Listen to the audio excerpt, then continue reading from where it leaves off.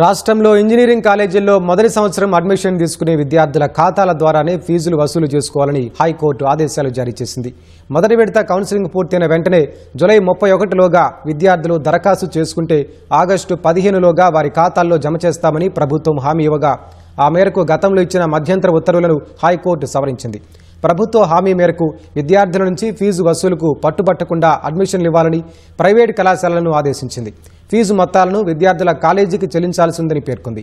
ఇప్పటికే 2, 3, 4 సంవత్సరం విద్యార్థులకు ఫీజుల చెల్లింపులకు ప్రభుత్వం అంగీకరించింది. ఈ నెల 15లోగా విద్యార్థులు పోర్టల్లో దరఖాస్తు చేసుకోవాలని, అభ్యంతరాలుంటే స్పష్టత తీసుకున్నాక 29లోగా విద్యార్థుల ఖాతాలో జమ చేస్తామని హామీ ఇచ్చింది. ఈ మేరకు హామీని రికార్డు చేసిన హైకోర్టు విచారణను ఆగస్టు 20కి వాయిదా వేసింది.